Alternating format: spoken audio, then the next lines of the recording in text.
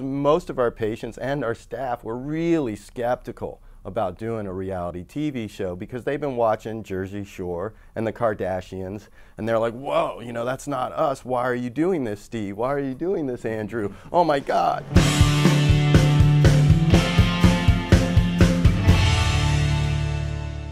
I have a very close personal relationship with the cannabis plant.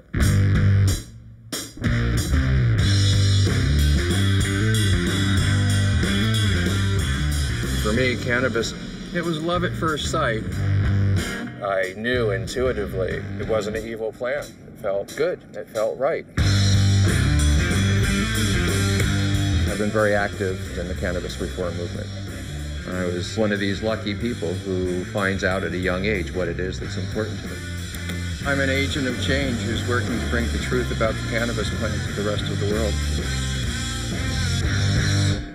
We were approached by about 10 different producers who wanted to do some type of reality show. And we turned down every single one of them because it was evident to me that they had some type of agenda. They either wanted to create artificial conflict or they just wanted to show really sensational images. They weren't truly interested in our story. Until we met Braverman Productions and the Discovery Channel. Attention Harborside, attention Harborside. The time is now 10:55. Harborside will be opening in 5 minutes. 5 minutes. You know, we created Harborside as a model. And so the idea of being able to present our work to every American was really exciting to us. Attention Harborside, the time is now 11 a.m. and we are now open. California legalized the medical use of cannabis in 1996. 10 years later, I opened Harborside Health Center. State law allows patients with a doctor's recommendation to purchase and possess cannabis. We have over 94,000 registered patients. Yeah, this is really good. Which makes us the largest legal retailer of cannabis on the entire planet. Thank you very much for your time. Have a wonderful day. We were able to establish a level of trust that allowed them to be embedded with us, not just at our facility, but in our lives. Every detail of our personal lives is revealed because we wanted to show who we are, not just what we do. Because there's a lot of stigmas about medical cannabis patients, that we don't work hard, that we're a bunch of stoners, that we're lazy, that we're really criminals or drug traffickers, and all that's a lie that's been perpetrated by the feds and the media. And this is our chance, and our patients and our staff's chance to shine. And they told us that he has Dravet syndrome. And Dravet syndrome is the most extreme, catastrophic epilepsy out there, they say.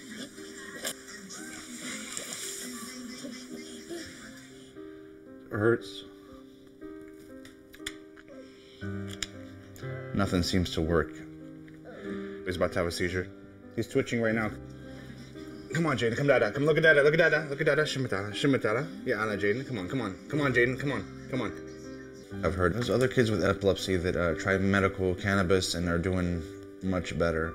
That's why I want to try it. He's got a young son who's going to be trying medical cannabis for severe epilepsy, and they need high CBD medicine. So we have CBD in 2 of our tinctures at the moment. This one is a vegetable glycerin base, so it's a bit sweeter. Okay. It's not so shocking. Yeah. Those things. How does it feel when you're on it? Well, CBD is non-psychoactive, so it's not like THC whatsoever. Correct. You don't feel a quote-unquote buzz. I'd love to try that then.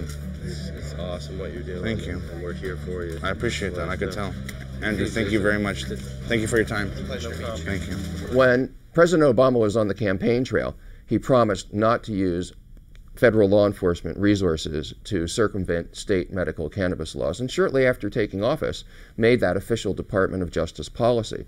Unfortunately, in the past year, they have reversed that policy, and they are now going to try and close down places like Harborside. California law says that there's a medical reason that people use marijuana. Federal law says that marijuana is illegal at all times for all purposes. That's the conflict. Federal law, as any first-year law student knows, is supreme over state law. Anybody that owns a commercial marijuana store in California could be the subject of a federal search warrant at any moment. What we are doing is risky. What we are doing is dangerous. It could put me and my family in a lot of peril, but I believe in it. What we have seen in the past year is a multi-agency coordinated assault by the federal government on medical cannabis. It's taken a number of different forms, both civil actions and criminal actions. So we see the IRS is now on a nationwide campaign of aggressive audits against medical cannabis providers. They are applying a tax rule to medical cannabis dispensaries that is not applied to any other organizations or businesses. The Treasury Department has been contacting banks nationwide and forcing them to close the bank accounts of medical cannabis organizations. The Alcohol, Tobacco, and Firearms Bureau has contacted every gun dealer in America and instructed them not to serve medical cannabis patients.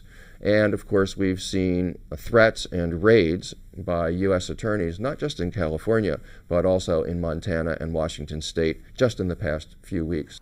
Me and my brother talk about this all the time, this multi-agency coordinated approach. It makes us feel like we're terrorists or something, or we're criminals, or no one else is treated this way. And all we're doing is trying to relieve the suffering of sick people out there.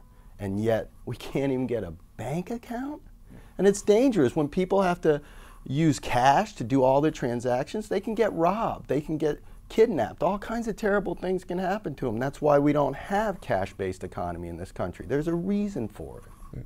I mean, we're placed in this kind of impossible position where on the one hand the IRS comes to us and they want complete financial records, as do our regulators in the city of Oakland.